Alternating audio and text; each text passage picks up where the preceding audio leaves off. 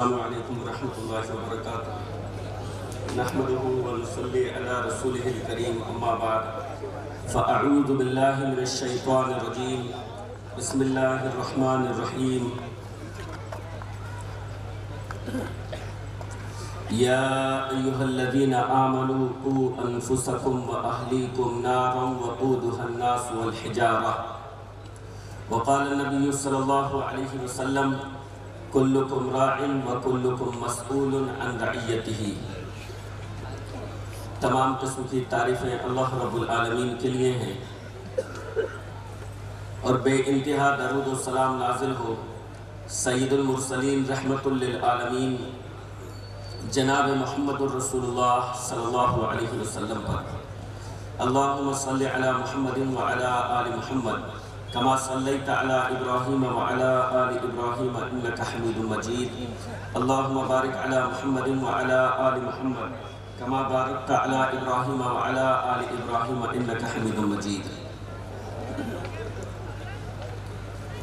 محترم صدر مجلس اور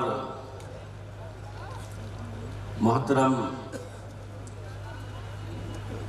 مرکزی جمعیت اہل حدیث ہند کے ناظم عمومی فضیلت الشیخ ہارون صاحب سنابلی حفظہ اللہ، اللہ ان کو خیر و عافیت سے رکھے اور تندرستی عطا فرمائے،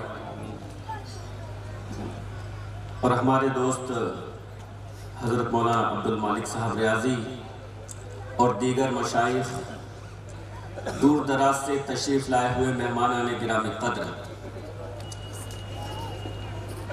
اناؤنسر صاحب، راشد صاحب اور دیگر محترم حضرات۔ حضرت مولانا ججز صاحب آ چکے ہیں اور وہ آرام کر رہے ہیں۔ جگہ اس لیے نہیں بتائی جا رہی کہ بہت سارے لوگ ان سے ملنے کے لیے چلے جاتے ہیں اور پھر انہیں پریشانی ہوتی ہے، کیونکہ اسٹار خطیب کا یہ بڑا مسئلہ ہوتا ہے کہ وہ اپنی مرضی سے آرام بھی نہیں کر سکتا، تو بہت ہی اطمینان اور سکون کے ساتھ بیٹھے رہیے۔ تمام مہمانان گرامی الحمدللہ آ چکے ہیں۔ مجھے جو موضوع دیا گیا ہے وہ موضوع ہے تربیت اولاد۔ اللہ تعالیٰ نے قرآن مجید میں ارشاد فرمایا یا ایہا الذین آمنوا قوا انفسکم واہلیکم نارا، اے اہل ایمان اپنے آپ کو بھی جہنم کی آگ سے بچاؤ اور اپنے گھر والوں کو بھی جہنم کی آگ سے بچاؤ۔ گویا کہ ہر شخص پر یہ ذمہ داری ہے کہ وہ خود بھی جہنم سے بچنے کی تدابیر کرے اور اپنے گھر والوں کو بھی جہنم سے بچانے کی فکر کرے۔ رسول اللہ صلی اللہ علیہ وسلم نے فرمایا، بخاری شریف کی حدیث، کلکم راع وکلکم مسئول عن رعیتہ، کہ تم میں سے ہر شخص ذمہ دار ہے اور تم میں سے ہر شخص سے اس کی ذمہ داری کے بارے میں سوال کیا جائے گا، پوچھا جائے گا۔ لہذا ماں باپ پر ذمہ داری یہ ہے کہ اپنی اولاد کی وہ صحیح پرورش و پرداخت کرے اور صحیح تعلیم و تربیت کا انتظام کرے۔ عام طور پر بچوں کی پرورش کا تو بہت اچھا بندوبست کرتے ہیں ہر ماں باپ۔ پرورش سے مراد یہ کہ ان کے کھانے پینے کا انتظام، ان کے لباس کا انتظام، ان کی رہائش کا انتظام، ہر چیز میں بچوں کی ضد پوری کی جاتی ہے، اور ماں باپ یہ چاہتے ہیں کہ ہم سے اچھا ہم اپنی اولاد کو پہنا دیں، ہمیں پریشانی ہو لیکن اولاد کو پریشانی نہ ہو۔ لیکن یہ لاڈ اور پیار، یہ محبت صرف کھانے پینے اور لباس فراہم کرنے اور دوسرے شوق پورے کرنے کی حد تک ہوتی ہے۔ اولاد کے تعلق سے جو اصل ہمدردی ہے، یہ چیزیں بھی ہمدردی میں ہیں، بے شک یہ چیزیں بھی محبت میں ہیں، لیکن اس کے علاوہ اولاد کے ساتھ جو اصل ہمدردی ہے وہ یہ ہے کہ ہم اولاد کی تعلیم و تربیت کا صحیح بندوبست کریں، اولاد کی تربیت اچھی کریں، کیونکہ جو ہم نے انہیں لباس پہنایا ہے وہ پوسیدہ ہو جانے والا ہے، ہم نے جو ان کو کھلایا پلایا ہے وہ دنیا میں رہ جانے والا ہے، ختم ہو جانے والا ہے، جسم میں خون بن جائے گا اور ایک نہ ایک دن یہ جسم ختم ہونے والا ہے، لیکن تعلیم و تربیت یہ دنیا سے لے کر آخرت تک کام آئے گی، اور اللہ تعالیٰ تعلیم و تربیت کے تعلق سے سوال کرے گا کہ تم نے اپنی اولاد کی تربیت کیسی کی، تم نے اپنی اولاد کی تعلیم کا کیا انتظام کیا۔ لہذا اگر اولاد نیک ہے تو انشاءاللہ العزیز وہ نیک اولاد دنیا میں بھی نیک نامی کا سبب بنے گی، اور آخرت میں بھی وہ نیک اولاد آپ کے اجر و ثواب میں اضافے کا سبب بنے گی۔ دلیل عن ابی ہریرہ رضی اللہ عنہ قال قال رسول اللہ صلی اللہ علیہ وسلم اذا مات الانسان انقطع عنه عمله الا من ثلاث الا من صدقة جاریة او علم ينتفع به او ولد صالح يدعو له رواہ مسلم شریف کی حدیث۔ ابو ہریرہ رضی اللہ عنہ فرماتے ہیں رسول اللہ صلی اللہ علیہ وسلم نے فرمایا جب انسان مر جاتا ہے تو اس کے اعمال کا سلسلہ اس سے ٹوٹ جاتا ہے، یعنی پھر اس کے اجر و ثواب میں کوئی اضافہ نہیں ہوتا، پھر اس کو عمل کرنے کا کوئی موقع نہیں دیا جاتا سوائے تین چیزوں کے، الا من صدقۃ جاریۃ، یا تو اس نے دنیا میں کوئی صدقہ جاریہ کیا ہو، پانی کا نل لگوا دیا ہو، کہیں مسافر خانہ بنوا دیا ہو، کہیں مسجد بنوا دی ہو، کسی مدرسے کی تعمیر میں حصہ لیا ہو یا تعاون پیش کیا ہو، الا من صدقۃ جاریۃ او علم ينتفع به، یا پھر یہ کہ اس نے دنیا میں جو علم چھوڑا ہے اس کو علم ملا، اس نے علم کی بنیاد پر کوئی کتاب لکھ دی ہے، اب اس کتاب کو پڑھ کر جب تک لوگوں کو فائدہ ہوتا رہے گا اس کو بھی اجر و ثواب ملتا رہے گا، یا وہ تقریریں کرتا ہے، اس کی تقریریں ریکارڈ ہوئی یوٹیوب پر اپلوڈ ہو گئی، اب جب تک اس کی تقریروں سے فائدہ اٹھایا جاتا رہے گا، اس نے توحید پر تقریر کی، اس نے اتباع رسول پر تقریر کی، اس نے نماز کی پابندی پر تقریر کی، اس نے پڑوسیوں کے حقوق پر تقریر کی، اس نے رشتہ داروں کے حقوق پر تقریر کی، اس کی تقریروں سے جب تک سماج میں سدھار آتا رہے گا، جب تک لوگ فائدہ اٹھاتے رہیں گے، اس کو بھی اجر و ثواب ملتا رہے گا۔ اور تیسری چیز بتائی او ولد صالح يدعو له، نیک اولاد جو اس کے لیے دعا کرے۔ جب انسان کا انتقال ہو جاتا ہے دنیا میں اس کی جو اولاد ہے وہ اولاد اس کے لیے جب دعا کرتی ہے تو اس کی دعا کا بھی اس کو اجر و ثواب ملتا ہے۔ پتہ یہ چلا کہ اولاد نیک ہوگی تو وہ دعا کرے گی نا، اگر ہم نے اولاد کو سکھایا ہی نہیں ہے، اگر اولاد کی تربیت ایسی کی ہے کہ ماں باپ کا جنازہ ہے، باپ کا جنازہ رکھا ہوا ہے اور بیٹا ٹائی پتلون پہنے، کوٹ اور پتلون پہنے دور کھڑا ہے، جنازے میں کھڑے ہوئے صف بندی کیے ہوئے لوگ اس کو بلا رہے ہیں، آؤ بیٹا اپنے ابا جان کی نماز جنازہ میں شریک ہو جاؤ، اور وہ کہتا ہے میں پاک نہیں ہوں یا مجھے نماز جنازہ آتی نہیں ہے۔ اگر ہم نے اولاد کی تربیت اس ڈھنگ کی ہے تو بھلا وہ اولاد ہمارے لیے کیسے دعا کرے گی؟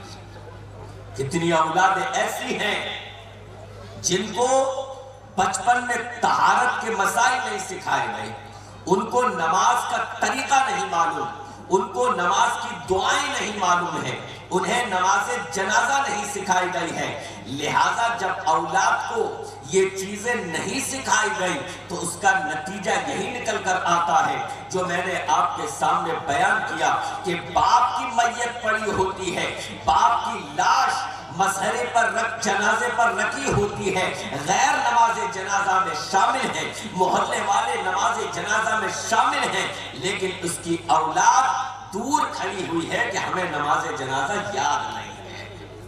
تو اولاد جب نیک ہوگی تو وہ دعا کرے گی۔ اور یاد رکھیے، یہ اولاد نیک ہوگی تو جنت میں درجات میں اضافے کا بھی سبب بنے گی۔ حدیث عن ابی ہریرہ رضی اللہ عنہ قال قال رسول اللہ صلی اللہ علیہ وسلم ان اللہ عز وجل لا يرفع درجة العبد الصالح في الجنة فيقول يا رب أنى لي هذه فيقول باستغفار ولدك لك۔ رواہ احمد، مسند احمد کی حدیث۔ فرمایا اللہ کے نبی علیہ السلام نے فرمایا کہ اللہ تعالیٰ جنت میں اپنے بندے کے درجات کو بلند فرماتا ہے، تو بندہ کہتا ہے اے میرے رب، میرے درجات کو کیوں بلند کیا گیا ہے، کس وجہ سے مجھے یہ اونچے مقامات دیے جا رہے ہیں؟ تو اللہ تعالیٰ فرماتا ہے تیری اولاد تیرے لیے استغفار جو کر رہی ہے اس وجہ سے تجھے یہ درجات مل رہے ہیں۔ تو اولاد نیک ہوگی، اولاد صالح ہوگی تو اس کا فائدہ ہوگا۔ اسی وجہ سے اولاد کی تربیت کا مرحلہ شروع ہوتا ہے جب آپ اپنے نکاح کے لیے لڑکی تلاش کر رہے ہوتے ہیں۔ آپ کہیں گے یہ کون سی بات، ابھی تو اولاد ہوئی ہی نہیں، ابھی ہم شادی کرنے کے لیے جا رہے ہیں اور ابھی سے اولاد کی تربیت؟ جی ہاں، جب آپ لڑکی کا انتخاب کریں وہیں سے اولاد کی تربیت شروع ہو جاتی ہے۔ کیسے اور کیوں؟ اس وجہ سے کہ جس لڑکی کو آپ اپنے نکاح میں لے کر آ رہے ہیں، جس لڑکی کو آپ اپنے بیٹے کے نکاح میں لے کر آ رہے ہیں، وہ لڑکی کل آپ کے بچوں کی ماں بننے والی ہے۔ اب اگر وہ نیک ہوگی، اگر وہ عورت، وہ خاتون، وہ آپ کی بیوی جو کل آپ کے بچوں کا مستقبل ہے، اگر وہ قرآن مجید پڑھی ہوئی ہے آپ کے بچوں کو قرآن پڑھائے گی، اگر وہ موحدہ ہے آپ کے بچوں کو توحید سکھائے گی، اگر وہ اردو جانتی ہے آپ کے بچوں کو اردو سکھائے گی، اگر وہ تعلیم یافتہ ہے آپ کے بچوں کو تعلیم دے گی، آپ کے بچوں کی صحیح تربیت کرے گی، اور اگر وہ قرآن پڑھی ہوئی نہیں ہے، وہ دینی تعلیم سے آراستہ نہیں ہے، تو آپ کے بچوں کی تربیت صحیح ڈھنگ سے نہیں کرے گی۔ لیکن افسوس کی بات ہے آج سماج کا یہ حال ہے کہ جب نکاح کے لیے لڑکی کا انتخاب کیا جاتا ہے دنیا بھر کی چیزیں دیکھی جاتی ہیں، اس کی ہائٹ کتنی ہے، اس کا رنگ کیسا ہے، وہ کس برادری سے تعلق رکھتی ہے، اس کے باپ کا کاروبار کیا ہے، تمام چیزیں دیکھی جاتی ہیں، لیکن یہ نہیں دیکھا جاتا اور یہ پوچھنے کی توفیق نہیں ہوتی کہ جناب آپ کی بیٹی قرآن مجید پڑھی ہوئی ہے یا نہیں، آپ کی بیٹی نماز پڑھتی ہے یا نہیں، آپ کی بیٹی اردو اور عربی پڑھنے کی واقفیت رکھتی ہے یا نہیں۔ میرے بھائیوں اور بہنوں، نکاح کے لیے ان چیزوں کو معیار بناؤ، انشاءاللہ لڑکیاں سماج میں تعلیم یافتہ آنے لگیں گی۔ جب آپ ان چیزوں کو معیار بنائیں گے تو شادی جب ہم کرتے ہیں وہیں سے اولاد کی تربیت کا مرحلہ شروع ہو جاتا ہے کہ سب سے پہلے آپ نیک لڑکی کا اور پڑھی لکھی لڑکی کا، تعلیم یافتہ لڑکی کا انتخاب کیجئے اپنے نکاح کے لیے۔ نمبر 2، نکاح کے بعد نیک اولاد کے لیے دعا کریں۔ یہیں پر فیل ہو جاتے ہیں لوگ۔ اولاد کے لیے نیک اولاد کی دعا کرنا۔ لوگ کیا دعا کرتے ہیں؟ اللہ بیٹا عطا فرما دے۔ انبیاء کیا دعا کیا کرتے تھے؟ رب حب لی من الصالحین۔ حضرت ابراہیم نے دعا کی اے میرے رب مجھے نیک اولاد عطا فرما دے۔ حضرت زکریا نے دعا کی رب حب لی من لدنک ذریۃ طیبہ۔ اے میرے رب اپنے پاس سے مجھے نیک اولاد عطا فرما۔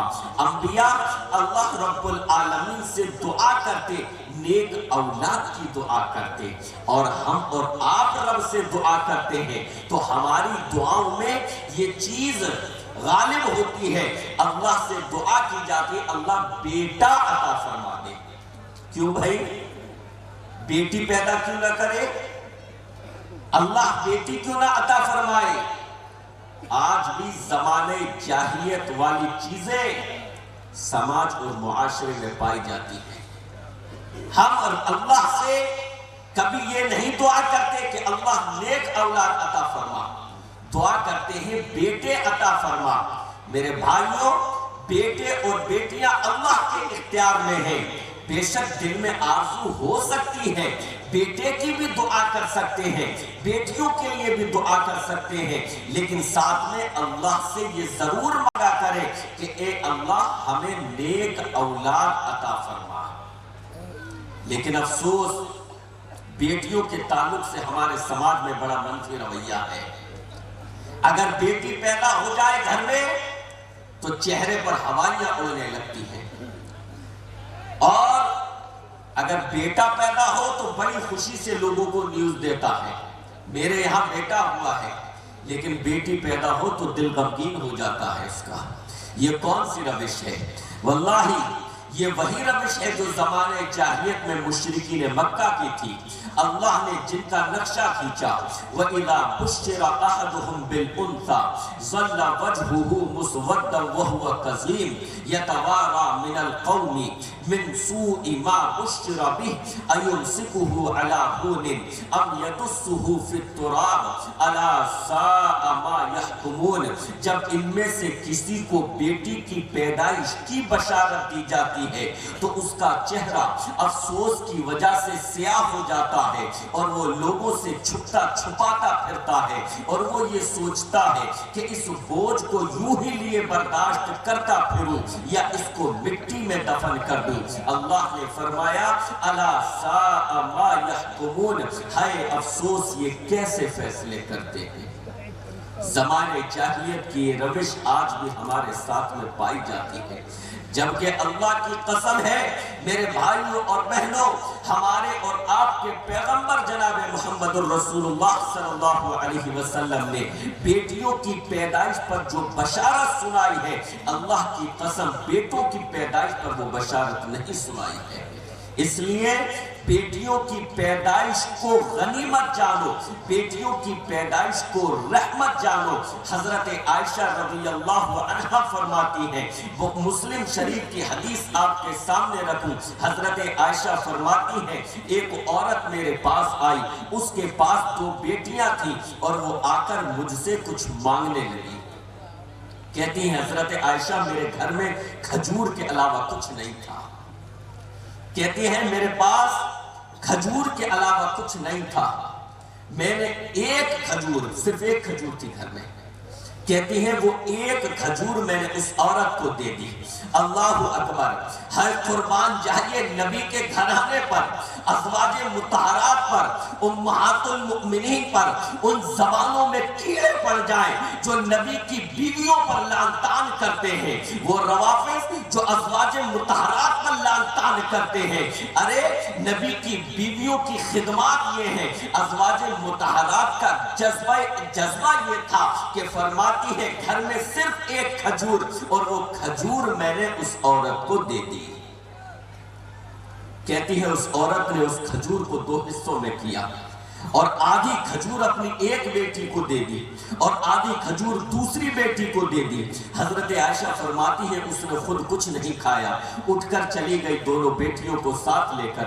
رسول اللہ صلی اللہ علیہ وسلم آئے، میں نے آپ سے عرض کیا، میں نے آپ کو یہ واقعہ سنایا کیونکہ مجھے اس کا یہ معاملہ بڑا ہی خوشگوار لگا کہ ایک کھجور تھی اور وہ خود بھی جبکہ بھوکی تھی، لیکن اس کے باوجود اس نے خود کچھ نہیں کھایا، وہ کھجور بھی بیٹیوں میں تقسیم کر دی۔ اللہ کے نبی علیہ السلام کو جب بتایا تو فرماتی ہیں رسول اللہ صلی اللہ علیہ وسلم نے فرمایا من ابتلی من هذه البنات بشيء فاحسن الیہن کن له سترا من النار، رواہ البخاری۔ فرمایا کہ جو ان بیٹیوں میں سے آزمایا جائے، جو ان بیٹیوں کے ذریعے آزمایا جائے، یعنی اللہ اس کو بیٹیاں عطا فرمائے اور وہ ان کے ساتھ اچھا سلوک کرے، تو یہ بیٹیاں اس کے لیے جہنم سے آڑ بن جائیں گی۔ مجھے بتاؤ کیا نبی نے اس طرح کی بشارت بیٹوں کی پیدائش پر دی ہے؟ اور ذرا دل تھام کر اگلی بشارت سنیں، رسول اللہ صلی اللہ علیہ وسلم نے ان بیٹیوں کے بارے میں کیا خوشخبری دی ہے۔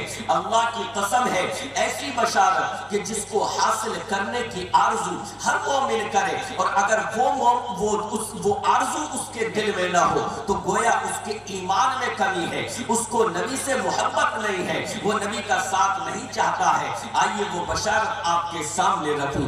رسول اللہ صلی اللہ علیہ وسلم نے ارشاد فرمایا، ابو ہریرہ راوی حدیث، فرمایا من آل جاریتین حتی تبلغا جاء یوم القیامت انا وہوا وضم اصابعہ، رواہ مسلم۔ فرمایا اللہ کے نبی علیہ السلام نے کہ جس شخص نے دو بیٹیوں کی پرورش و پرداخت کی، جس نے دو بیٹیوں کو پالا، وہ اور میں قیامت کے دن اس طریقے سے آئیں گے۔ راوی حدیث ابو ہریرہ فرماتے ہیں آپ نے اپنی ان دونوں انگلیوں کو ملا کر فرمایا میں اور وہ روز محشر اس طریقے سے ہوں گے۔ میرے مسلمان بھائیوں، دلوں پر ہاتھ رکھ کر بتاؤ، کیا ہمیں اور آپ کو نبی کا ساتھ پانے کا شوق نہیں ہے؟ کہ ہم اور آپ نہیں چاہتے نبی سے ملاقات ہو اور جنت میں نبی کی رفاقت نصیب ہو جائے؟ رسول اللہ صلی اللہ علیہ وسلم نے جب ایک صحابی سے ان کی خدمت سے خوش ہو کر دریافت کیا مانگو کیا مانگتے ہو، تو ان صحابی نے کہا تھا اسألک مرافقتک فی الجنہ، اے نبی، اے میرے حبیب جناب محمد الرسول اللہ صلی اللہ علیہ وسلم، میں جنت میں آپ کی رفاقت چاہتا ہوں، جنت میں آپ کا ساتھ مل جائے۔ تو میرے بھائیوں اور بہنوں، جنت میں نبی کی رفاقت مل جائے، جنت میں نبی کا ساتھ مل جائے، اس سے بڑی خوش نصیبی کیا ہوگی؟ اور نبی بشارت دے رہے ہیں جو دو بیٹیوں کی پرورش کرے، جس نے دو بیٹیاں پالی، میں اور وہ جنت میں اس طریقے سے ہوں گے۔ آپ بتائیے یہ بشارت بیٹوں پر دی گئی ہے؟ اس لیے بیٹیوں کو رحمت جانو۔ اگر اللہ نے بیٹیاں عطا فرمائی ہیں، آپ کے پاس بہترین موقع ہے اب جہنم سے بچاؤ کا، آپ کے پاس بہترین موقع ہے جنت میں نبی کی رفاقت چاہنے کا۔ اگر بیٹیاں اللہ نے عطا فرمائی، شرط یہ ہے کہ ان کی تعلیم کا، ان کی تربیت کا بہترین انتظام اور بندوبست کیا جائے، ان کو بوجھ نہ سمجھے، ان کو اپنے لیے رحمت سمجھتے ہوئے ان کی اچھی تربیت اور اچھی دینی تعلیم کا انتظام کیا جائے۔ اللہ رب العالمین نے آپ کو اولاد عطا فرما دی۔ اب ہم اپنے موضوع کی طرف مزید آگے بڑھ رہے ہیں۔ تربیت اولاد میں سب سے پہلی چیز، اولاد کا اچھا سا نام رکھیے۔ اس معاملے میں ہم لوگ فیل کیا کیا جاتا ہے؟ مولانا صاحب کو جی چلو یہ ہے، ابھی یہ اچھائی ہے الحمدللہ ابھی کہ نام پوچھنے کے لیے پھر بھی رابطہ کرتے ہیں، ہے نا؟ نام پوچھنے کے لیے رابطہ کیا جاتا ہے مولانا صاحب سے، امام صاحب سے، کہ جی ہمارے یہاں بیٹے کی پیدائش ہوئی ہے، بیٹی کی پیدائش ہوئی ہے، کوئی اچھا سا نیا سا نام بتا دیجیے۔ اب مولانا صاحب نام بھیجتے ہیں، عبداللہ، عبد الرحمن، عمر، حنزلہ، حذیفہ، فاطمہ، عائشہ، رقیہ، اور یہ صاحب پسند نہیں آ رہا، کوئی نیا سا نام بھیجیے۔ کیا کرے بھائی وہ، اور اچھا سا نام بھیجیے۔ سینکڑوں اچھے نام انہوں نے بھیج دیے مگر پسند نہیں آ رہا، کوئی اچھا سا نام بھیجیے۔ انہوں نے پریشان ہو کر کہہ دیا بس اتنے ہی تھے میرے پاس اور نہیں ہے۔ اب یہ کیا کرتا ہے، گوگل پر سرچ کرتا ہے۔ اچھا گوگل گوگل کیا کرتا ہے معلوم ہے؟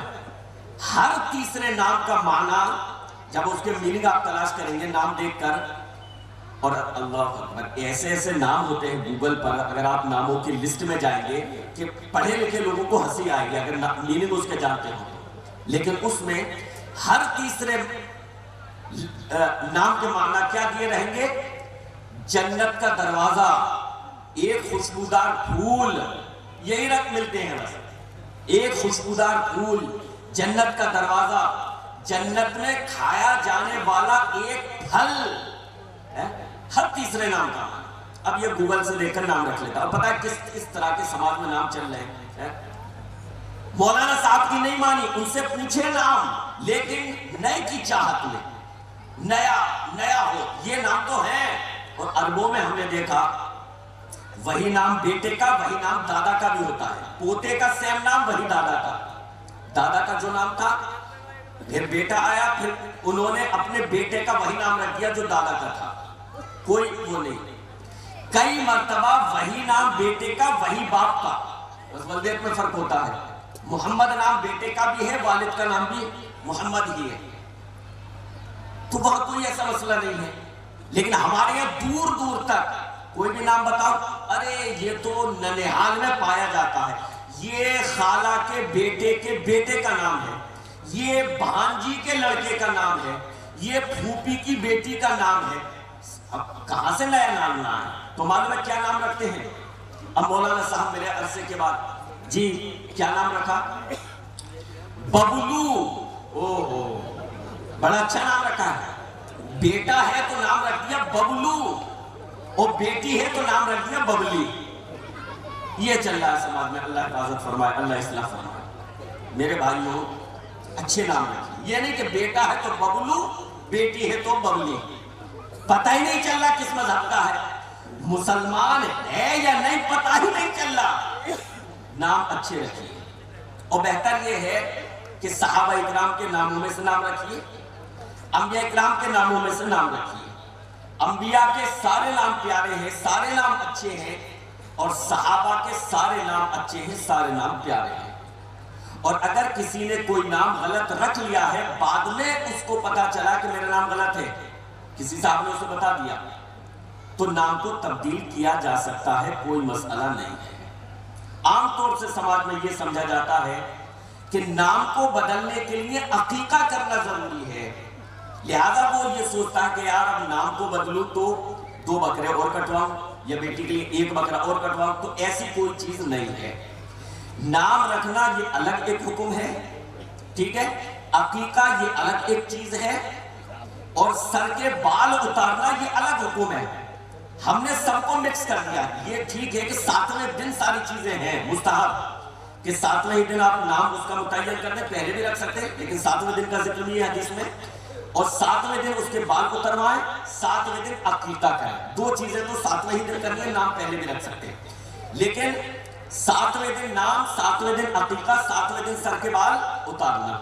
لیکن ہم لوگوں نے اسے سب مکس کر دیا، بلکہ لازم و ملزوم کر دیا ہے کہ ایک چیز کے بنا دوسری چیز نہیں ہو سکتی، حتیٰ کہ اتنا مماثل اور اتنا ملانے کی کوشش کی گئی ہے کہ ادھر حجام نائی، جن کو آپ خلیفہ بولتے ہیں، حجام سر پہ اس طرح لیے بیٹھا بچے کے، کہ ہاں بھائی، ادھر وہ جانور کے گلے پر چھری لیے بیٹھا اچھا سر، ادھر وہ کہا بھائی تیار ہو، ہاں تیار ہو، ہاں چل، اب یہ اس طرح چلا رہا اور وہ چھری پھیل رہا، کیا مزاق چل رہا بھائی؟ دونوں چیزیں الگ ہیں۔ عقیدہ آپ جانور ذبح کر دیں، صبح کر دیں، شام کر دیں، دوپہر کر دیں، بال اس کو اتروا دیں 8 بجے، 9 بجے، 10 بجے، جب چاہیں، ایسا تھوڑی کہ ایک ساتھ، تو ایسی کوئی چیز نہیں ہے، تینوں چیزیں الگ الگ ہیں، نام الگ ہے، ٹھیک ہے، سر کے بال اتارنا یہ الگ چیز ہے، اور جانور ذبح کرنا عقیقے کا یہ الگ ایک چیز ہے۔ تو اگر نام غلط رکھ گیا ہے تو نام کو بدلا جا سکتا ہے، جانور دوبارہ ذبح کروانے کی ضرورت، عقیقہ دوبارہ کروانے کی ضرورت نہیں ہے۔ حضرت ابو ہریرہ رضی اللہ عنہ کا نام معلوم ہے کیا تھا؟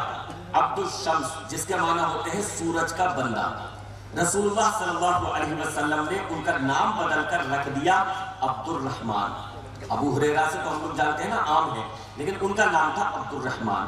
اس طریقے سے رسول اللہ صلی اللہ علیہ وسلم نے بہت سارے نام، بہت سارے لوگوں کے نام حدیث میں ملتا ہے کہ تبدیل کیے ہیں، لہذا کوئی غلط نام رکھ گیا ہے تو اس کو بدل دیں۔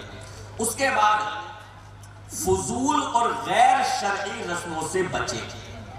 نمبر 4، بچے کا یا بچی کا جو بھی ہو عقیقہ کرے، بیٹے کی طرف سے 2 بکرے یا 2 بکریاں، اور بیٹی کی طرف سے 1 بکرا یا 1 بکری۔ اب یہاں پر ہماری بہنیں کہیں گی کہ آپ تو یہ کہہ رہے تھے کہ بیٹی رحمت ہے، بیٹی کا بڑا مقام ہے، عقیقے میں یہی ناانصافی ہو گئی؟ بیٹے کے لیے 2 بکرے بیٹے کی طرف سے اور بیٹی کی طرف سے 1، تو میری بہنوں اس کو ذرا مثبت میں لو، اس کو پوزیٹو میں لو۔ لڑکی کے عقیقے پر 1 اور بیٹے کے پر 2، یہی سے اسلام یہ پیغام دیتا ہے کہ بیٹیاں بوجھ نہیں ہیں۔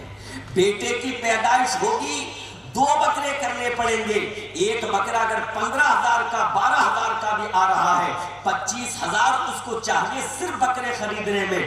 بیٹی کا عقیقہ کرنا ہے، 10-12,000 میں اس کا کام بکرا لانے کا ہو جائے گا۔ تو کیونکہ زمانے جاہلیت میں بھی بیٹیوں کو بوجھ سمجھا جاتا تھا، اہل اسلام اس کو بوجھ نہ سمجھنے لگے، اس کی پیدائش پر یہ پیغام دے دیا گیا، بیٹا آیا ہے خرچ لے کر آیا ہے، بیٹی آئی ہے تو کم خرچ کرنا ہے۔ تو اسلام نے تو ان کی اہمیت بتائی ہے۔ تو عقیقہ کیجئے۔ عام طور سے ہمارے سماج میں یہ ہوتا ہے کہ جو چیز ہے شریعت نے اس پر رکھی ہے، عقیقہ جو واجب ہے وہ نہیں کیا جاتا، اور فضول کی رسمیں ہے، اس کی سالگرہ منائی جائے گی اور دیگر کام کیے جائیں گے، لیکن عقیقہ اس کا نہیں کیا جاتا۔ تو میرے بھائیوں عقیقہ ضروری ہے۔ رسول اللہ صلی اللہ علیہ وسلم نے جو ہے عقیقہ اس قدر ضروری قرار دیا ہے کہ آپ نے فرمایا کہ ہر بچہ عقیقے کے عوض گروی ہوتا ہے۔ گروی جانتے ہیں کہ ہم نے کہیں سے کوئی چیز لے لی اور ہم اپنی کوئی چیز وہاں گروی رکھ دیتے ہیں کہ بھئی ہمیں اتنے پیسے دے دو اور یہ لو ہمارا زیور گروی رکھ لو، جب ہم پیسے دے دیں گے تو یہ ہمارا زیور ہمیں واپس کر دینا۔ تو آپ کیا کرتے ہیں کہ زیور چھوڑ دیتے ہیں؟ نہیں، آپ اسے چھڑانے کی کوشش کرتے ہیں۔ گروی کا یہ مطلب ہوتا ہے۔ تو اللہ کے نبی علیہ السلام نے فرمایا ہر بچہ عقیقے کے عوض گروی ہے، تو مطلب یہ ہوا کہ عقیقہ کرنا اس کی طرف سے ضروری ہے۔ اب آپ کا بچہ رفتہ رفتہ بڑا ہو رہا ہے، اب آپ کا بچہ بولنا سیکھ رہا ہے، ایک ایک لفظ وہ بولنا سیکھ رہا ہے۔ تو میرے بھائیوں اور بہنوں، اپنے بچے کو سب سے پہلے لفظ اللہ کہنا سکھائیں۔ اللہ، اس سے کیا ہوگا کہ اس کے ایک تو اس کی زبان پر اللہ کا نام سب سے پہلے آئے گا، دوسرے یہ کہ اللہ کی ذات سے وہ مانوس ہوگا، اللہ کی ذات سے وہ مانوس ہوگا۔ بہت سارے لوگ اتنے مشکل الفاظ کہلواتے ہیں، اتنے مشکل انگا، انگا کہاں سے نکلا؟ انگا مشکل ہے یا نہیں؟ اللہ کتنا آسان ہے، اللہ کہلوائے۔ مشکل الفاظ دوسرے کہلوائے جاتے ہیں، اس سے بہتر ہے ایک مفید لفظ اللہ، جو اللہ رب العالمین کا ذاتی نام ہے، وہ سکھایا جائے۔ اب آپ کا بچہ اور تھوڑا سا بولنے لگا تو اس کو سب سے پہلے کلمہ توحید سکھائیں۔ جب وہ جملے بولنے لگا تو سب سے پہلے اس کو کلمہ توحید سکھائیں۔ حضرت ام سلیم رضی اللہ عنہا، ان کے شوہر حضرت ابو انس مالک بن نضر، ان کے شوہر کہیں پر گئے ہوئے تھے، اس نے اسلام قبول نہیں کیا تھا، ادھر ام سلیم نے رسول اللہ کی دعوت پر اسلام قبول کر لیا۔ ابو انس آئے اور آ کر کہا کیا تو بے دین ہو گئی ہے؟ تو ام سلیم نے کہا کہ میں بے دین نہیں ہوئی ہوں، بلکہ جناب محمد رسول اللہ صلی اللہ علیہ وسلم پر ایمان لے آئی ہوں۔ ام سلیم انہوں نے اپنے بیٹے انس کو اپنے رنگ میں رنگنا شروع کیا، یعنی جس مذہب دین اسلام پر تھی اسی کے مطابق ان کی تربیت کرنی شروع کی۔ حضرت انس رضی اللہ عنہ خادم رسول کے جو اصل والد تھے وہ کافر تھے لیکن ماں مسلمان تھی، تو جیسا کہ میں نے کہا نا کہ ماں پہلا اسکول اور پہلا مکتب ہوتی ہے، اگر وہ دینی تعلیم کے زیور سے آراستہ ہے بچوں کو دینی تعلیم دے گی۔ ام سلیم نے حضرت انس کو کلمہ توحید کہنا سکھایا، تو جب حضرت انس اس کلمے کو کہنے لگے تو ان کے باپ نے سنا تو اپنی بیوی سے کہا تو میرے بچے کو بگاڑ رہی ہے؟ تو انہوں نے کہا کہ نہیں، میں آپ کے بچے کو واقعتاً نہیں بگاڑ رہی۔ تو سب سے پہلے کیا سکھائیں؟ کلمہ توحید۔ افسوس بچے جب ہمارے بولنا سیکھتے ہیں تو ہم اپنے بچوں کو گانا سکھاتے ہیں، ڈانس کرنے پر ان کے خوش ہوتے ہیں۔ سماج میں ایسے ماں باپ پائے جاتے ہیں جو بچوں کے گانا گاتے سے خوش ہوتے ہیں، بلکہ اللہ اصلاح فرمائے سماج کی، اگر بچہ توتلی زبان سے گالی بک دے تو دادا بھی خوش ہوتے ہیں، دادی بھی خوش ہوتی ہے کہ آج پوتے نے میرے گالی بک دی ہے، ارے کیسی گالی بکی، دیکھو کس طریقے سے گالی بکی ہے۔ بچہ اگر گانا گاتا ہے تو دادا دادی دونوں خوش ہوتے ہیں، اور گھر میں مہمان آئے تو اس کو کہتے ہیں کہ ارے ذرا میں انکل کے سامنے وہ گانا تو گا کر سناؤ، ارے وہ ڈانس تو کر کر سناؤ۔ اس طریقے سے کہتے ہیں کہ جیسے ان کے پوتے اور پوتی نے ان کی آخرت کا انتظام کر دیا ہو۔ میرے بھائیوں، جب ہم بچوں کی پرورش شروع سے اس طرح کی کریں گے، جب ان کے گانا گانے پر خوش ہوں گے، جب ہم ان کے ڈانس کرنے پر خوش ہوں گے، تو آپ بتائیے بڑے ہو کر وہ کس طریقے سے ڈانس کو معیوب سمجھیں گے۔ جب بچپن سے ان کے پاؤں تھرکے ہیں، جب بچپن سے انہوں نے گانا گایا ہے اور اس پر ان کو انعام دیا گیا ہے، تو آپ بتائیے وہ بڑے ہو کر ان چیزوں سے نفرت کیسے کریں گے؟ اور یاد رکھیے، آپ گھر میں ان کو صحیح تعلیم دے سکتے ہیں، آپ گھر میں ان کی تربیت کر سکتے ہیں، اسکول کے ماحول پر نہیں چھوڑا جا سکتا۔ ابھی ماضی قریب میں آپ نے دیکھا ہوگا کہ اسکول کی کس قسم کی ویڈیوز آئی ہیں، اور آپ اچھی طرح سے جانتے ہیں کہ اصلی ان تعلیم گاہوں کا کیا ماحول ہوتا ہے۔ آج کل تو اس طرح کی ویڈیوز بھی سامنے آئی ہیں کہ کوئی میڈم ہے، اور وہ ویڈیو بہت وائرل ہوئی، آپ نے دیکھی ہوگی کہ کوئی میڈم ہے اور وہ بچوں کو ڈانس سکھا رہی ہے، آہا ٹماٹر بڑے مزیدار، اور اس پر ڈانس کر رہی ہے، ایسا ڈانس جو ایک بیٹی اپنے باپ کے سامنے نہیں کر سکتی، اس قسم کا ڈانس کہ جو ایک بہن اپنے بھائی کے سامنے نہیں کر سکتی، ایک ٹیچر اپنے بچوں کو، چھوٹے سے بچوں کو سکھا رہی ہے، اور بچے اسی کی طرز پر مٹک رہے ہیں، اسی کی طرز پر بھنگڑا ڈال رہے ہیں۔ میرے بھائیوں، اسکولوں کا یہ حال ہے، تعلیم گاہوں کا یہ حال ہے، لہذا اگر ہم نے اولاد کی تربیت کا، ان کی تعلیم کا گھر میں صحیح بندوبست نہ کیا اور اسکول بھیج کر آنکھوں کو ہم نے موند لیا، تو یقین جانیے آگے چل کر افسوس کرنا پڑے گا۔ لہذا میں یہ ہرگز نہیں کہتا کہ آپ بچوں کو اسکول مت بھیجیے، اصلی تعلیم ضروری ہے، دنیاوی تعلیم ضروری ہے، لیکن ان کے لیے دینی تعلیم کا بھی انتظام کیجیے۔ لیکن افسوس کی بات یہ ہے کہ مسلمانوں نے دنیاوی تعلیم کو سب کچھ سمجھ رکھا ہے، اور وہ تعلیم گاہیں، وہ ادارے جو دینی تعلیم دیتے ہیں، جہاں پر آپ کے بچوں کے مستقبل کو سنوارا جاتا ہے، ان کی ہماری نگاہوں میں کوئی اہمیت نہیں ہے۔ یہ مدارس اسلامیہ جو ہمارے بچوں کو الف پڑھنا سکھاتے ہیں، با پڑھنا سکھاتے ہیں، تا پڑھنا سکھاتے ہیں، الحمد پڑھنا سکھاتے ہیں، سورۃ الاخلاص یاد کرواتے ہیں، یہ مدارس اسلامیہ جو ہمارے بچوں کو نماز پڑھنا سکھاتے ہیں، جو ہمارے بچوں کو طہارت کے مسائل سکھاتے ہیں، یہ مدارس اسلامیہ جو بچوں کو قرآن مجید پڑھنا سکھاتے ہیں، آج وہ مدارس قسم پرسی کی زندگی گزار رہے ہیں، آج ان کا تعاون کرنے والے نہیں ہیں۔ یہ تو اللہ رب العالمین کا فضل و کرم اور احسان ہے کہ تمام قسم کی ہماری بے توجہی کے باوجود اللہ کے فضل و کرم سے یہ مکاتب، یہ دینی تعلیم کے ادارے اور یہ مدارس چل رہے ہیں، ورنہ مسلمان تعاون کے اعتبار سے مدارس سے بہت زیادہ بے توجہ بھی کیے ہوئے ہیں۔ اللہ ماشاء اللہ بہت سارے لوگ تعاون کرتے ہیں، لیکن میں آپ سے گزارش کروں گا کہ جتنے بھی ایسے ادارے ہیں جہاں پر دینی تعلیم دی جاتی ہے، جہاں پر قرآن مجید کی تعلیم دی جاتی ہے، جہاں پر احادیث کی تعلیم دی جاتی ہے، جہاں پر علم دین سکھایا جاتا ہے، ان اداروں کا خیال رکھیے، ان کا تعاون کیجئے۔ کیوں؟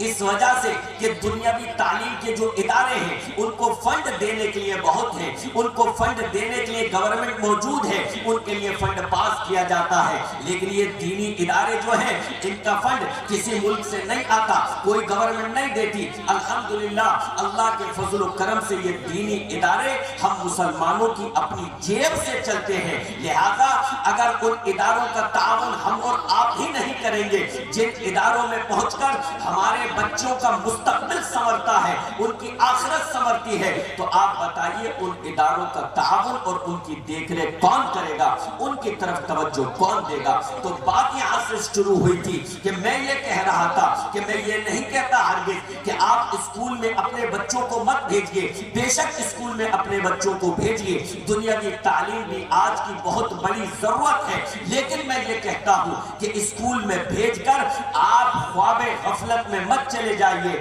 آپ غفلت کی چادر اوڑھ کر مت سو جائیے، بلکہ اسکول میں بھیجئے، اسکول کی تعلیم دیجئے اور ساتھ ساتھ گھر میں بھی بچوں کی تربیت کیجئے، اور کسی ایسی جگہ کے جہاں پر اس کو دینی تعلیم دی جائے اس جگہ بھی اس کی تعلیم کا انتظام، اس کو بھیجنے کا بندوبست کیجئے۔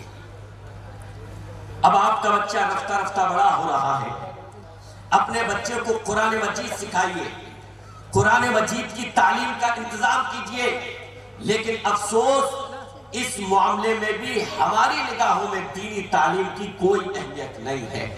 جہاں میتھ کا ٹیچر، سائنس کا ٹیچر اور دیگر سبجیکٹ کے ٹیچرز کو ہم اچھے پیسے دے کر اپنے بچوں کو ٹیوشن دلواتے ہیں، ادھر پرائیویٹ اسکولوں میں اچھی خاصی فیس دیتے ہیں، اور پھر انہی پرائیویٹ اسکولوں میں پڑھنے والے اپنے بچوں کو الگ سے ٹیوشن لگا کر 2500 10,000 خرچ کرتے ہیں، یعنی پرائیویٹ اسکول میں الگ اور اس کے ٹیوشن پر الگ۔ وہیں ہم اپنے اسی بچے کی دینی تعلیم کے تعلق سے یہ چاہتے ہیں کہ 200 روپے ماہانہ میں مولوی صاحب پڑھا دیں، 400 روپے ماہانہ میں قاری صاحب پڑھا کر چلے جائیں، 500 روپے مہینے میں پڑھا کر چلے جائیں، مولوی صاحب 3 بچوں کا ہم انتظام کر دیں گے، ایک ساتھ آپ 1000 روپے لے لینا، چلو 6 بچوں کا محلے اور پڑوس سے اور اپنے گھر سے ہم انتظام کر دیں گے، 1500 میں پڑھا دینا۔ یہ ہے ہماری نگاہوں میں ان دینی اداروں کی قدر و قیمت۔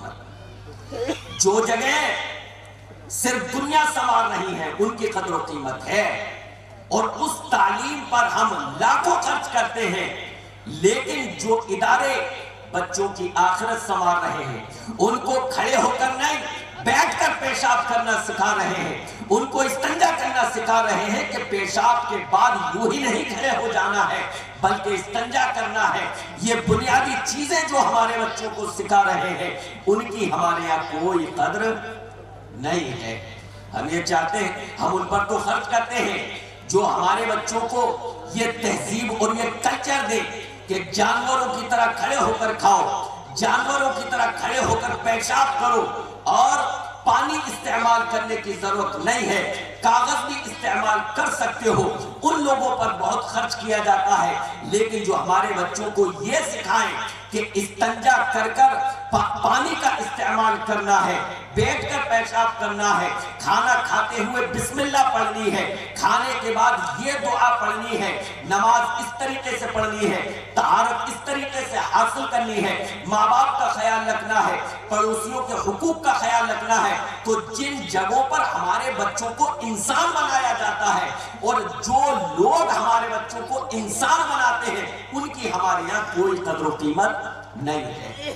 تو اپنے بچوں کی قرآنی تعلیم کا انتظام کیجئے۔ ضروری نہیں ہے کہ آپ اپنی اولاد کو عالم دین بنائیں، ٹھیک ہے؟ میں یہ نہیں کہہ رہا کہ عالم دین ہی بناؤ، نہیں، دنیاوی تعلیم میں بھی آگے بڑھاؤ، کسی بچے کو عالم دین بناؤ، کسی کو حافظ القرآن بناؤ، کسی کو آپ میڈیکل لائن میں ڈالو، کسی کو IIT میں لے جاؤ، ہے نا؟ تو آپ مختلف میدانوں میں جا سکتے ہیں، کوئی مسئلہ نہیں ہے، لیکن کہنے کا مسئلہ یہ ہے کہ دنیاوی تعلیم دلاؤ تو ساتھ میں دینی تعلیم ضرور ہونی چاہیے۔ یا تو آپ پورے طریقے سے عالم دین بنا رہے ہیں بچے کو اور دنیاوی تعلیم دلا رہے ہیں تو اس کی بیسک اتنی مضبوط ہو کہ وہ کتنا ہی اونچی ڈگری حاصل کر لے اور تعلیم حاصل کر لے، اپنے عقیدے سے وہ کمپرومائز نہ کرے، اپنے دین سے وہ سمجھوتا نہ کرے، اپنے تشخص اور اپنی پہچان کو وہ برقرار رکھے، اس کی بنیاد کو اس قدر مضبوط کر دیجئے۔ میرے بھائیوں، اب آپ کا بچہ بڑا ہو رہا ہے، جتنی اچھی خوبیاں ہیں ان ساری خوبیوں سے اپنے بچے کو آراستہ کرنے کی کوشش کیجئے۔ اس کو بتائیے کہ بیٹا سچ بولنا چاہیے، جھوٹ نہیں بولنا چاہیے، جتنی اچھائیاں ہیں، جتنی خوبیاں ہیں، ہر چیز میں اپنے بچے کی رہنمائی کیجئے۔ آج ہمارا معاملہ یہ ہے کہ ہم اپنی اولاد کو جھوٹ بولنا سکھاتے ہیں، اپنی اولاد کو جھوٹ بولنا سکھاتے ہیں۔ کیسے؟ فون آیا کسی کا اور آپ کو اس سے بات نہیں کرنی ہے تو بچے کو دے دیں گے، کہہ دو ابو جی جو ہے باہر گئے ہیں، ابو گھر میں نہیں ہیں۔ دروازہ کسی نے کھٹکھٹایا، بیل بجائی، ابو سے کہہ دو کہ باہر مہمان، اس سے کہہ دو جو آدمی آواز دے رہا ہے ابو جی گھر پر نہیں ہے۔ اولاد کو ہم خود جھوٹ، حضرت عبداللہ ابن عامر رضی اللہ عنہ فرماتے ہیں ایک مرتبہ رسول اللہ صلی اللہ علیہ وسلم جبکہ ہمارے گھر میں موجود تھے، میری امی نے مجھے آواز دی، رسول اللہ صلی اللہ علیہ وسلم نے دریافت کیا، میری والدہ نے مجھے آواز دی اور آواز دے کر کہا کہ بیٹے یہاں آؤ میں تمہیں کچھ دوں گی۔ رسول اللہ نے دریافت کیا تم اسے کیا دو گی؟ تو کہتے ہیں میری والدہ نے کہا میں اس کو کھجور دوں گی۔ تو اللہ کے نبی علیہ السلام نے فرمایا اگر تم اس کو کچھ نہ دیتی تو تم پر جھوٹ لکھا جاتا۔ اگر بچے کو صرف یہ کہہ کر بلایا میں تمہیں کچھ دوں گی، اگر نہیں دیتی تو جھوٹ لکھا جاتا۔ ہم اور آپ اپنے شیڈول کا جائزہ لیں، اولاد سے جب ہم بات چیت کرتے ہیں ہم ان تمام مراحل کا جائزہ لیں، ہم اپنی اولاد سے کتنی بار جھوٹ بولتے ہیں۔ بچہ اگر رو رہا ہے، ہم باہر جا رہے ہیں، بچہ رو رہا ہے تو اس سے وعدہ کر کے جاتے ہیں ابھی آ رہا ہوں 2 منٹ میں، اس سے مختلف بہانے کر کے جاتے ہیں اور ان وعدوں کو پورا نہیں کرتے۔ تو میرے بھائیوں، ایک تو ہم پر جھوٹ لکھا جا رہا ہے اور دوسری بات یہ کہ اولاد کو جھوٹ بولنا سکھا رہے ہیں۔ اب آپ کا بچہ 7 سال کا ہو گیا، تو جب بچہ 7 سال کا ہو جائے تو اسے نماز پڑھنے کا حکم دیجئے۔ بچہ 7 سال کا ہو گیا تو 7 سال کا ہونے پر اسے نماز پڑھنے کا حکم دیجئے، اور جب نماز پڑھنے کا حکم دیں گے تو اس کا مطلب یہ ہے کہ آپ کو صرف حکم نہیں دینا ہے بلکہ اس کو وضو کرنا سکھائیے۔ وہ ٹوائلٹ جاتا ہے، اس کو سکھائیے کہ ٹوائلٹ کے بعد استنجا کیا جاتا ہے، پانی کا استعمال کیا جاتا ہے، اس کو سمجھائیے۔ لیٹرین میں جانا ہے، بایاں پیر پہلے داخل کرنا ہے اور نکلتے وقت دایاں پاؤں پہلے باہر نکالنا ہے، یہ اس کو سکھائیے۔ وضو کرنے کا طریقہ سکھائیے، نماز کیسے پڑھنی ہے یہ اس کو سکھائیے. یہ بڑی بیسک اور بنیادی چیزیں ہیں. ہماری اور آپ کی نگاہوں میں شاید اس کی اہمیت نہ ہو, لیکن یقین جانیے یہ بنیاد ہے. اگر یہ چھوٹی چھوٹی چیزیں جو شریعت میں بڑی ہیں ہماری اور آپ کی نگاہوں میں چھوٹی ہیں, اگر یہ چھوٹی چھوٹی چیزیں ہم اپنے بچوں کو سکھائیں گے تو اسلامی تعلیم کی روح اس کے اندر آہستہ آہستہ سرایت کرتی رہے گی. جب وہ اس بات کا خیال رکھے گا کھانا کھانا ہے تو داہنے ہاتھ سے کھانا ہے, کھانا کھانا ہے تو کھانے سے پہلے بسم اللہ کہنا ہے, جب وہ ان باتوں کا خیال رکھے گا تو اسلام کی عظمت اس کے دل و دماغ میں آہستہ آہستہ بیٹھتی رہے گی. رسول اللہ صلی اللہ علیہ وسلم کے سامنے ایک بچے نے جو آپ کی پرورش میں تھے ابو سلمہ, انہوں نے بائیں ہاتھ سے کھانا شروع کیا اور چاروں طرف ہاتھ کو گھما رہے تھے. اللہ کے نبی علیہ السلام نے فرمایا اے غلام سم اللہ وکل بیمینک وکل مما یلیک, بسم اللہ کہہ کر کھاؤ, اپنے سامنے سے کھاؤ اور داہنے ہاتھ سے کھاؤ. تو یہ ساری چیزیں بچے کو 7 سال سکھاتے ہیں. اب بچہ آپ کا ہو گیا 10 سال کا, تو 7 سال پہ میں نے بتایا تھا کہ اولاد کو نماز کا حکم دینا ہے. جب بچہ 10 سال کا ہو جائے, بیٹا یا بیٹی دونوں, تو 10 سال کا ہونے پر اگر وہ نماز چھوڑے نہ پڑھے آپ کے کہنے کے باوجود, تو نماز چھوڑنے پر اس کی پٹائی کیجیے, اس کو ماریے. حدیث عن عمرو بن شعیب عن ابیہ عن جدہ قال قال رسول اللہ صلی اللہ علیہ وسلم مروا اولادکم بالصلاة وهم ابناء 7 سنین واضربوهم علیها وهم ابناء 10. رواہ ابو داود. فرمایا اللہ کے نبی علیہ السلام نے جب تمہاری اولاد 7 سال کی ہو جائے تو اسے نماز پڑھنے کا حکم دو, اور جب تمہاری اولاد 10 سال کی ہو جائے تو نماز چھوڑنے پر اس کی پٹائی کرو. اب ایک بات سمجھ لیجئے, نماز چھوڑنے پر پٹائی کرو. آپ سچ بتائیے دل پر ہاتھ رکھ کر کہ نماز چھوڑنے پر اس کی پٹائی آپ کب کر سکتے ہیں؟ اگر آپ خود نماز پڑھتے ہیں تب تو کر سکتے ہیں نا, لیکن اگر خود نہیں پڑھتے تو بچے کو پٹائی کرنے کی, ڈانٹنے کی ہمت ہوگی؟ نہیں ہوگی. آپ اٹھتے ہیں جناب والا 9 بجے سو کر اٹھ کر 10 بجے, اور سو کر اٹھے ابراہیم ادھر آؤ, جی وہ آیا. فجر پڑھی تھی؟ نہیں ابو نہیں پڑھی تھی. پڑھا, پڑھنی چاہیے. اچھا. دوسرے دن اٹھے آپ, ابراہیم فجر پڑھی تھی؟ نہیں پڑھی تھی. پڑھا. تیسرے دن وہ کہے گا ابو جی آپ نے بھی تو نہیں پڑھی, روزانہ سوتے رہتے ہو. تو بچے کی پٹائی آپ تب کر سکتے ہیں جب آپ خود نماز پڑھتے ہوں گے. لیکن افسوس کی بات یہ ہے ہم نے اپنے عمل سے اپنے بچوں کو نماز کی تربیت دی ہی نہیں ہے. ہم ہر ماں باپ یہ چاہتے ہیں, اللہ کی قسم ہے, بیکار سے بیکار ماں باپ ہو, گنہگار سے گنہگار ماں باپ ہو, ہر ماں باپ کے دل میں یہ آرزو ہوتی ہے ان کی اولاد نماز پڑھنے والی ہو, ان کی اولاد نمازی بن جائے. لیکن اپنے عمل سے ہم اپنی اولاد کو نماز کا درس نہیں دیتے. اگر ہم نے اپنی اولاد کو اپنے عمل سے نماز کا درس دیا ہوتا, اگر جب اذان ہوتی ہے ہم نماز پڑھنے کے لیے گئے ہوتے تو ہماری اولاد کو سمجھ آتی کہ اذان کا مطلب یہ ہے کہ مسجد میں جا کر نماز پڑھی جائے. لیکن اولاد نے یہ دیکھا ہے کہ ہمارے ابا جان ہفتے میں 1 دن نماز پڑھنے کے لیے جاتے ہیں, جمعے کے دن, جمعے کے دن غسل فرماتے ہیں, اچھے کپڑے پہنتے ہیں, عطر لگاتے ہیں, اور اس کے بعد میری انگلی پکڑ کر مجھے مسجد لے جاتے ہیں. تو بچے نے یہ سمجھا کہ نماز ہفتے میں 1 ہی دن پڑھنے کی چیز ہے, اور بیٹی نے یہ سمجھا کہ جب اذان ہوتی ہے ماں اپنے سر پہ دوپٹہ رکھ لیتی ہے, اذان ختم ہوئی پھر اس کا دوپٹہ اتر جاتا ہے.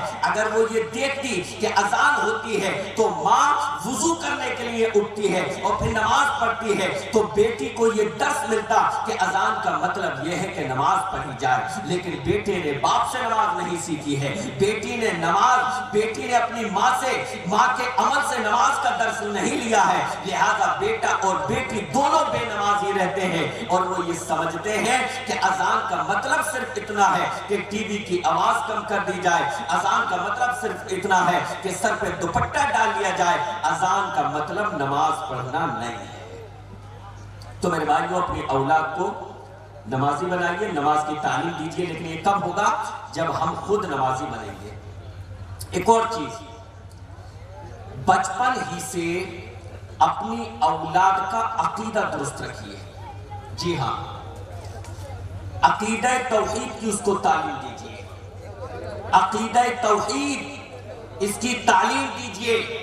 آج ہم اپنی اولاد کے تعلق سے بڑے بے فکر ہیں، اور پھر جب ہم نے اپنی اولاد کو بچپن میں عقیدے کی تعلیم نہیں دی تو وہ بڑی ہو کر دوسروں کے تہواروں پر مبارکبادی بھی دیتے ہیں، اور ہیپی کرسمس اور ہیپی فلاں بولنے میں کوئی مذائقہ نہیں سمجھتے۔ تو برائے مہربانی اللہ کے واسطے اپنی اولاد کو بچپن ہی میں عقیدے کی تعلیم دیجیے۔ آئیے میں ایک حدیث آپ کے سامنے رکھوں۔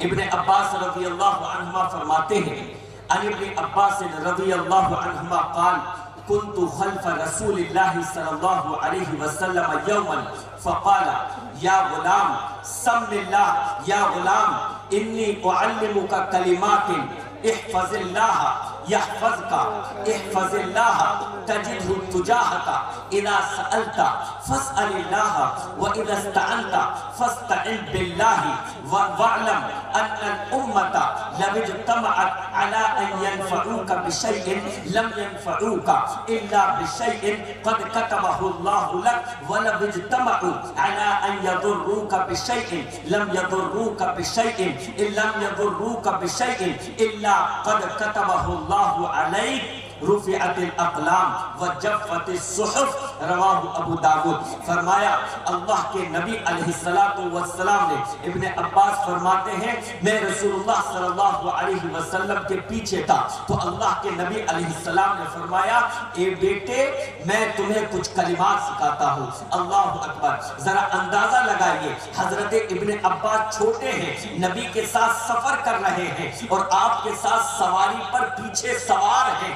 اللہ کے نبی علیہ السلام نے اس موقع کو، فرصت کے ان لمحات کو غنیمت جانا اور فوراً عقیدہ توحید کی تعلیم دینا شروع کر دی۔ کیا ہمارے پاس وقت ہے اپنے بچوں کے لیے؟ ہمارے پاس وقت نہیں ہے اپنے بچوں کے لیے دینی تعلیم دینے کے لیے۔ آج ماں باپ کے لیے پاس وقت نہیں ہے۔ ماں کچن کے کام کاج سے فری ہو کر الگ اپنے موبائل میں لگی ہوئی ہے، باپ تھکا ہارا باہر سے آیا ہے اور منہ ہاتھ دھو کر کھانا کھا کر وہ الگ اپنے موبائل میں لگا ہوا ہے۔ اس اینڈرائیڈ موبائل نے، اس سوشل میڈیا نے ایسا بیڑا غرق کیا ہے کہ گھر میں ماں باپ ہوتے ہوئے وہ بچہ اپنے ماں باپ کا وقت نہیں پاتا ہے۔ ماں باپ کے پاس فرصت نہیں ہے کہ بچے کے پاس بیٹھے، اس سے گفتگو کرے، اس سے بات چیت کرے، اور جب بچے سے بات چیت ہی نہیں کریں گے تو کہاں اس کو نبیوں کے آپ قصے سنائیں گے؟ بچے سے جب آپ کے پاس گفتگو کرنے کے لیے وقت ہی نہیں ہے تو کب اسے صحابہ کی سیرت بتائیں گے؟ بچے کے پاس جب آپ کے پاس بیٹھنے کے لیے وقت ہی نہیں ہے تو کہاں اس کو آپ عقیدہ توحید سکھائیں گے؟ کہاں آپ کلمہ توحید کا مطلب سکھائیں گے؟ اور یاد رکھیے، کسی عربی شاعر نے کہا تھا یتیم اصل یتیم وہ نہیں ہے جس کے ماں باپ کا انتقال ہو گیا ہو، جس کے ماں باپ مر جائیں وہ یتیم نہیں ہے، اصل یتیم وہ ہے جس کے ماں باپ زندہ ہو اور ان کے پاس اپنی اولاد سے بات کرنے کے لیے فرصت نہ ہو۔ ماں باپ زندہ ہیں، گھر میں موجود ہیں، لیکن اولاد سے بات کرنے کے لیے ہمارے پاس وقت نہیں ہے۔ اللہ کے واسطے بچوں کے لیے وقت نکالیے۔ اگر آپ اپنے بچوں سے بات چیت نہیں کریں گے، اگر آپ اپنے بچوں سے دوستی نہیں کریں گے، بچے باہر دوستیاں کریں گے، وہ یہاں وہاں دوستیاں کریں گے، اور پھر جب آپ اپنے بچوں کو صحیح تعلیم نہیں دیں گے تو باہر سے ان کو جو کچھ ملے گا اس کو حاصل کریں گے، اس چیز کو سیکھیں گے۔ اللہ کے نبی علیہ السلام کے پاس فرصت کے تھوڑے سے لمحات ملے ہیں کہ ابن عباس ان کے ساتھ سفر کر رہے ہیں، سواری پر سوار ہیں، تو رسول اللہ صلی اللہ علیہ وسلم ان لمحات کو فوراً استعمال کرتے ہیں۔ اے بچے، میں تمہیں چند باتیں بتاتا ہوں، اگر تم اللہ کے حقوق کا خیال رکھو گے اللہ تمہاری حفاظت کرے گا، اللہ تمہارا خیال رکھے گا۔ اور اے میرے بچے ذرا سنو، اذا سألت فاسأل اللہ، جب تم سوال کرو، جب تم دعا مانگو اللہ سے دعا کرنا، وَإِذَا اسْتَعَنْتَ فَاسْتَعِنْ بِاللَّهِ، اور جب تم مدد طلب کرو تو اللہ سے مدد طلب کرنا۔ کون سکھا رہا ہے؟ معلم انسانیت جناب محمد الرسول اللہ صلی اللہ علیہ وسلم حضرت ابن عباس کو سکھا رہے ہیں جو چھوٹے سے ہیں اور ان کے ساتھ سوار ہیں۔ مدد طلب کرو تو اللہ سے مدد طلب کرنا۔ آج ہماری مائیں اپنی اولاد کو کیا سکھاتی ہیں آپ ہم سے زیادہ جانتے ہیں۔ اگر بچے کو ٹھوکر لگی ہے، اگر بچہ گرا ہے، ماں اس کی طرف دوڑتی ہے یا غوث کہہ کر۔ اگر بچہ اچانک اگر چلتے چلتے گر پڑا یا علی کہہ کر اس کی طرف دوڑا جاتا ہے۔ بچپن میں اس کا عقیدہ برباد کیا جا رہا ہے، بچپن ہی میں اس کو شرک سکھایا جا رہا ہے کہ اگر مصیبت آئے تو یا غوث پکارنا ہے، اگر مدد مانگنی ہو تو یا علی پکارنا ہے۔ یہ ایسا کیوں ہوا؟ کیونکہ جو میں نے جہاں سے اپنی ابتدا کی تھی تقریر کی کہ نکاح کرتے وقت آپ نے اس بات کا خیال نہیں کیا ہے کہ جس لڑکی کو آپ اپنے گھر لانے والے ہیں وہ تعلیم یافتہ ہے یا نہیں، وہ موحدہ ہے یا نہیں، وہ قرآن و حدیث کو جانتی ہے یا نہیں۔ رسول اللہ صلی اللہ علیہ وسلم بچے کو تعلیم دے رہے ہیں، اذا سألت فاسأل اللہ وَإِذَا اسْتَعَنْتَ فَاسْتَعِنْ بِاللَّهِ، جب تمہیں مدد طلب کرنی ہو اللہ سے مدد طلب کرنا۔ اور اس بات کو جان لو اور اس بات کو جان لو اگر سارے کے سارے لوگ تمہیں نقصان پہنچانے کے لیے جمع ہو جائیں، اگر سب مل کر تمہیں کوئی نقصان پہنچانا چاہے تو تمہیں نقصان نہیں پہنچا سکتے مگر اتنا ہی جتنا اللہ نے تمہارے مقدر میں لکھ دیا ہے۔ اور اگر سب مل کر تمہیں نفع پہنچانا چاہے تو تمہیں نفع نہیں پہنچا سکتے مگر اتنا ہی جو اللہ نے تمہارے نصیب میں لکھ دیا ہے۔ جب اولاد کی تربیت اس نہج پہ ہوگی، جب اس کا عقیدہ یہ مضبوط کر دیا جائے گا کہ کوئی دنیا کی طاقت تمہیں نقصان نہیں پہنچا سکتی، جو تمہارے مقدر میں لکھا ہے تمہیں وہی نقصان پہنچ سکتا ہے اور کوئی تمہیں فائدہ نہیں پہنچا سکتا، تو کہیں وہ اکثریت کے ڈر سے، کہیں وہ کسی اور معاملے میں مبہوت ہو کر شرک یا جملہ اپنی زبان سے نہیں کرے گا، اپنے تشخص سے، اپنی پہچان سے وہ سمجھوتا نہیں کرے گا۔ اخلاق اس کو سکھائیے، اخلاق سے پیش آئے گا لیکن اپنے مذہب اور دین سے سمجھوتا نہیں کرے گا۔ اللہ کے نبی علیہ السلام نے یہ تعلیم دی۔ تو میرے بھائیوں، اپنی اولاد کو بچپن ہی سے توحید سکھائیے، بچپن ہی سے اس کا عقیدہ مضبوط کر دیجئے۔ اور جاتے جاتے ایک اور بات آخر میں عرض کروں، اپنے بچوں کو ایمان کی اہمیت بتائیے۔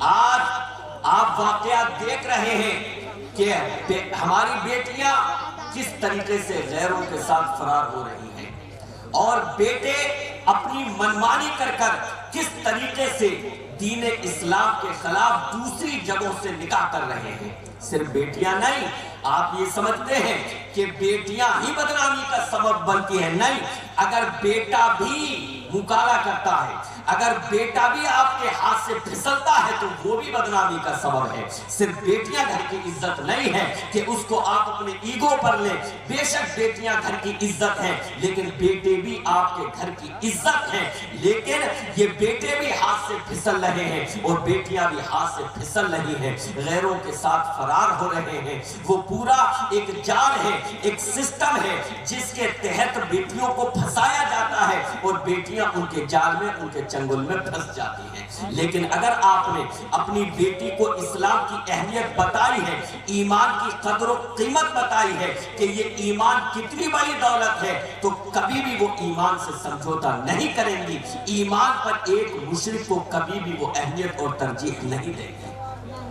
ان کو بتائیے صحابیات کے واقعات، حضرت ام سلیم رضی اللہ عنہ، حضرت انس کے والد جو کہ کافر تھے، جب ان کا انتقال ہو گیا تو حضرت ام سلیم کو پیغام نکاح بھیجا ابو طلحہ نے، اور ابو طلحہ بھی اس وقت مشرک تھے.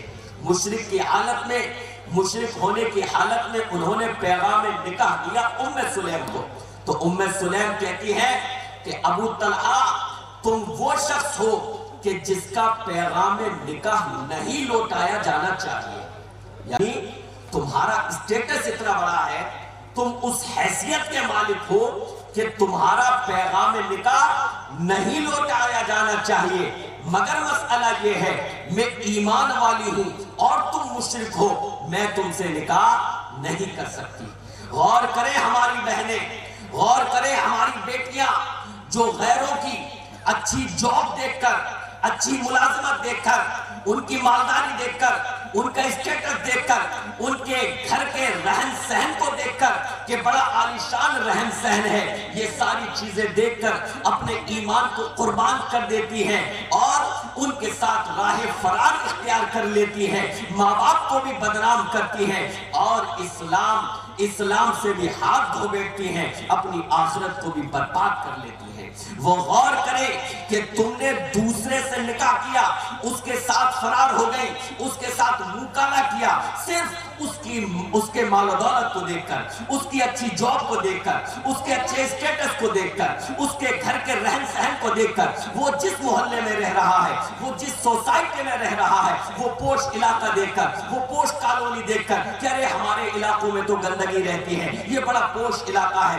کیا رہن سہن ہے، چلو نکاح کے بعد اس کے ساتھ یہاں پر رہوں گی. میری بہنوں گندگی برداشت کر لو، یہ ظاہری گندگی برداشت کر لو، شرک کی گندگی اور غلاظت کو برداشت مت کرو.